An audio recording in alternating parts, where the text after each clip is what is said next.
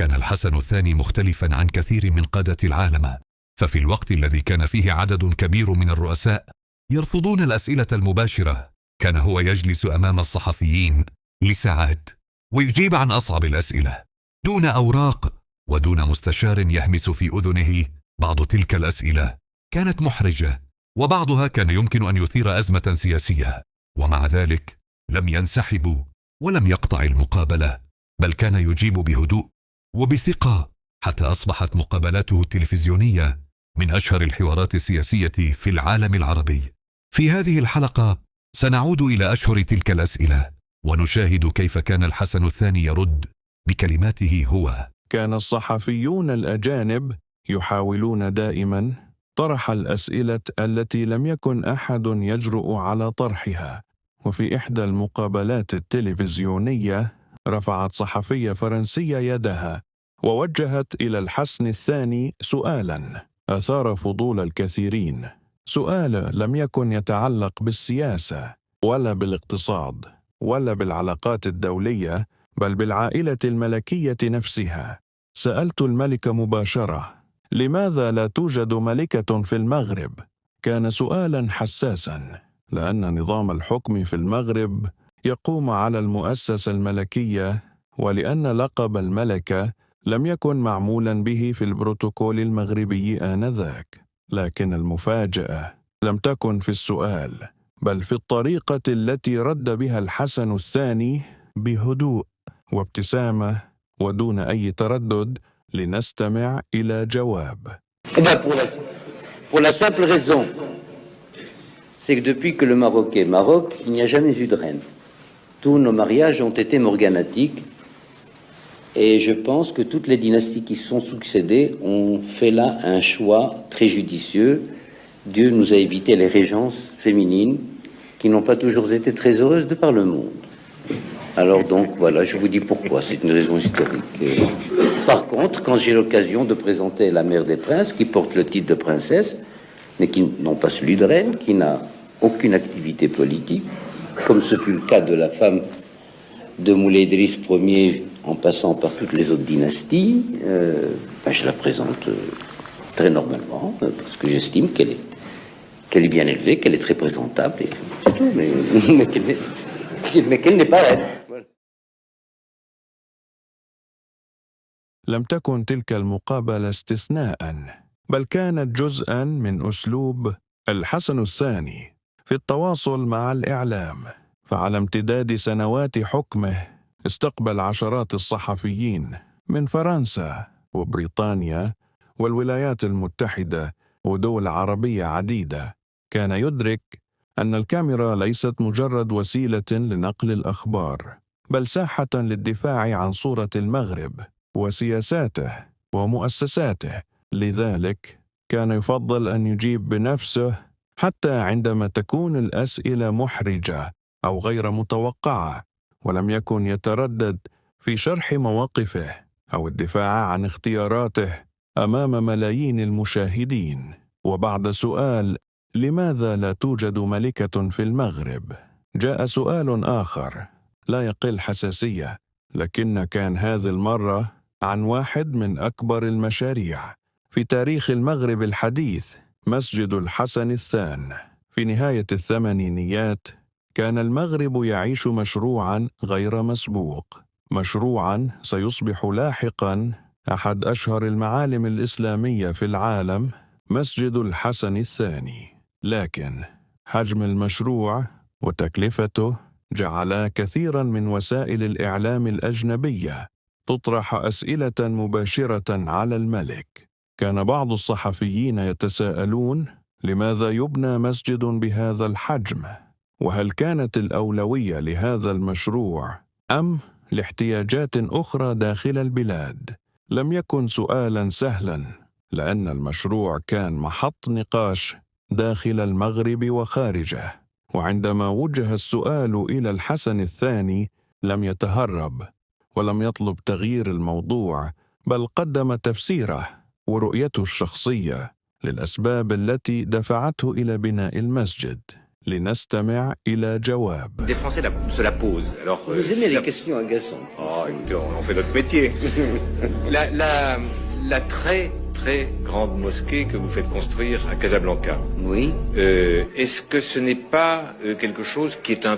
Bon, la religion, c'est évidemment très important. Il faut des temples, des églises, des cathédrales, des mosquées pour l'exercer. Mais est-ce que ce n'est pas, comment dire, par l'argent qui y est dépensé et qui a été obtenu en grande partie par les entreprises ou par le peuple marocain, est-ce que ce n'est pas quelque chose d'un peu trop grand, trop riche, trop fastueux pour un peuple qui a encore des problèmes de développement et de pauvreté? Votre question est totalement déplacée. Totalement déplacée parce que je puis vous dire une chose, si vous veniez à calculer le nombre des mosquées qui existent au Maroc, elles se comptent par centaines de milliers. Toutes ont été construites par souscription. Vous me parlez du volume de celle-là. Bon. Et de son prix. Comment? Et de son prix. Oui, naturellement.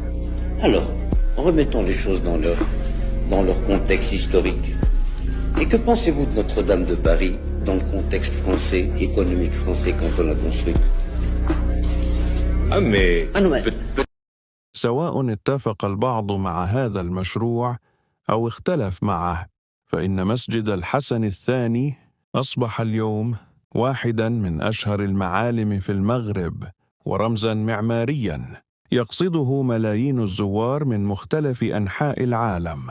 لكن الصحفيين لم يتوقفوا عند هذا السؤال فقط، بل انتقلوا إلى ملف كان أكثر حساسية: الصحراء المغربية. إذا كان بناء مسجد الحسن الثاني قد أثار تساؤلات بعض الصحفيين، فإن القضية التي كانت تفرض نفسها في كل مقابلة تقريباً كانت قضية الصحراء المغربية.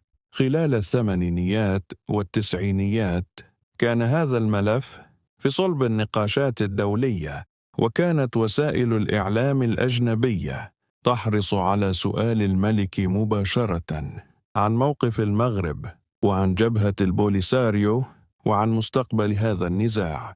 لم يكن السؤال سهلاً لأنه يتعلق بإحدى أهم القضايا بالنسبة للمغرب، ومع ذلك لم يتجنب الحسن الثاني الإجابة، بل قدم موقفه كما كان يراه أمام ملايين المشاهدين. لنستمع إلى ما قاله بنفسه. Dans les premiers jours de septembre, j'ai reçu de la façon la plus officielle, mais la façon la plus officieuse, un messager digne de foi de la part de cette fameuse RASD. J'étais à Ifrane. On est venu me trouver en me disant voilà, le Polisario vous fait dire qu'il ne tient pas à engager une guerre contre le Maroc, il sait qu'il sera perdant à longue échéance, ou qu'il sera lâché de toute façon un jour ou l'autre. Alors, il voudrait régler avec vous le problème de façon générale et dépasser les problèmes actuels et voir le problème dans sa globalité. Le messager est reparti pour dire, bon, est-ce que cette façon de voir est la vôtre ou est-ce que vous êtes là l'interprète aussi de la volonté algérienne? La réponse est venue 3 ou 4 jours après en disant c'est dans le bureau du président que s'est élaborée cette proposition, donc nous maintenons un retour à la paix au statu quo, nous dépassons la situation actuelle, nous réglons la globalité des problèmes, nous entrevoyons l'avenir, mais en contrepartie vous nous laissez les mains libres en Mauritanie. إلى جانب السياسة كان هناك موضوع آخر لا يقل أهمية: الإسلام.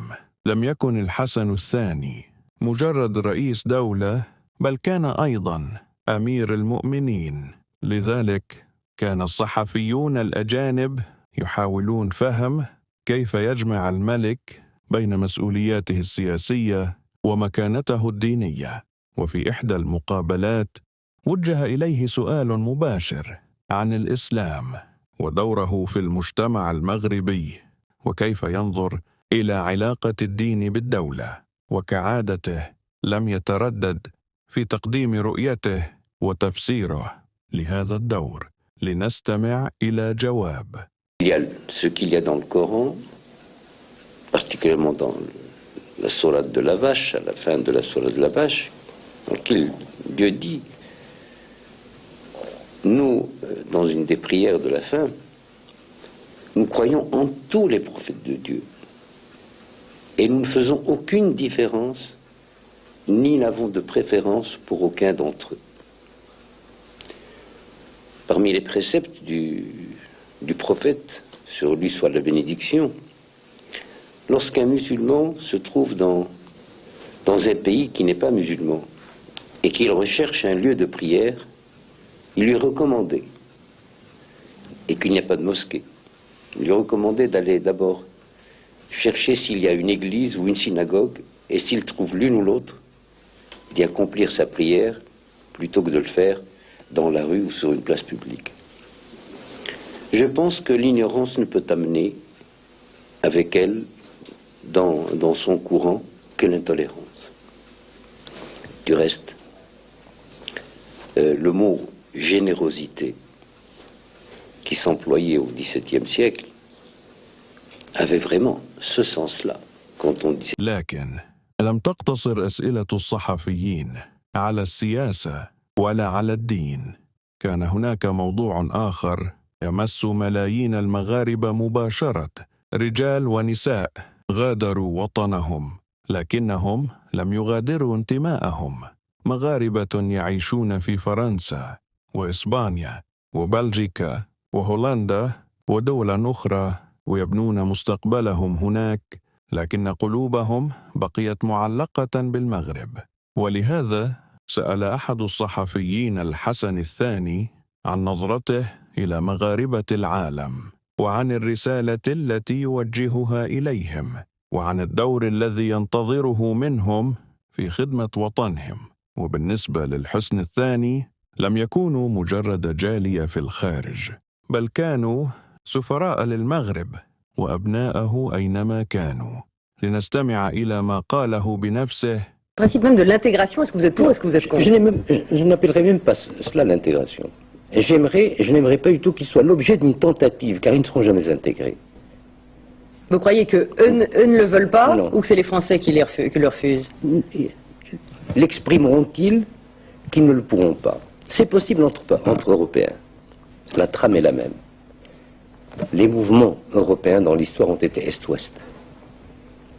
Et les mouvements humains, la religion, enfin tout un tas de choses. Mais là, c'est un autre continent. Et vous n'en avez que faire.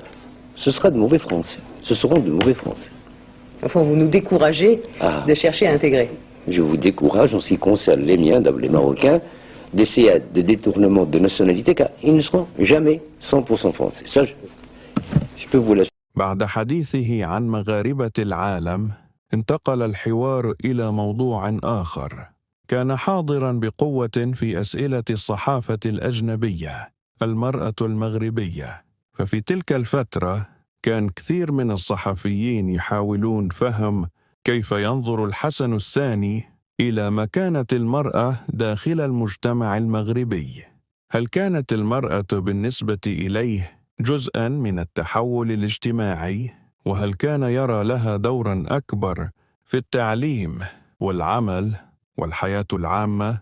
كان السؤال حساساً، لأنه لم يكن يتعلق فقط بالسياسة، بل بصورة المغرب نفسه أمام العالم.